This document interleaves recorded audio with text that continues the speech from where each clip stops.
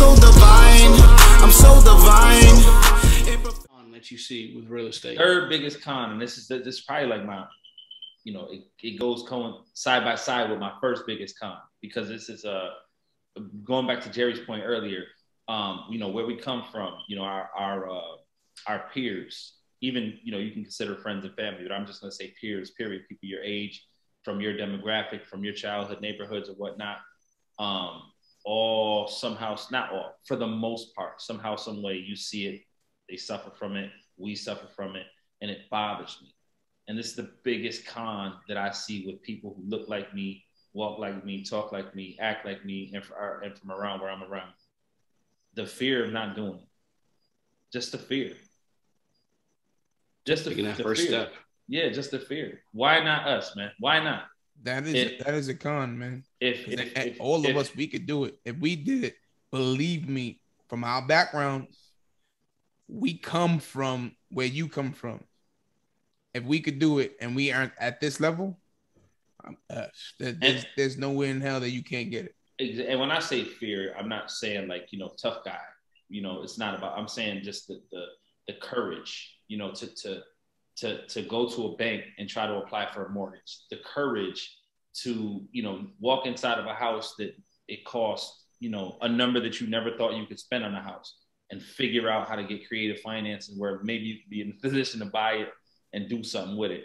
Not even something crazy. You buy your first house, whatever it is, doesn't matter the numbers, and you walk into an attorney's office and, you talk to an attorney like we talk to each other. Yeah. I've been in closing with people who I've, mentored or walked through it. And, I'm talking about outside, they couldn't shut, like you said earlier, that you can't wipe the smile off their face. And they don't know how to shut up. Like they got all these plans, which respectfully, I'm going to do this, I'm going to do this, I'm going to do that, right? So you walk into the attorney's office and you see, a gentleman with a suit on, and he's an attorney. He's got the ESQ in front of his name. And now the person who was just outside jumping for joy is like a hermit. He don't even know how to talk. Like the attorney asked him a question. He looks at me and says, tell him I said, tell him that. I'm like, yo, he's right there. He's listening. He can hear you. Like, what do you mean? They're so intimidated by their scholar. You're like, they're smart. Obviously, attorneys do not have a lot of information. They talk attorney languages. They got suits on. They're nice offices, beautiful, desks. They got the conference room with 1 million books back there with all types of law, and they just get intimidated and they freeze up. Don't call your lawyer by his last name. Call him by his first name. That's what I do. Yeah, Eric. That's what I told. So I tell him, John. This is my favorite. This is my favorite. John, shout out to John. This is my favorite. And, hey, I got a John too. Shout out to John and Eric. This is my two favorite guys.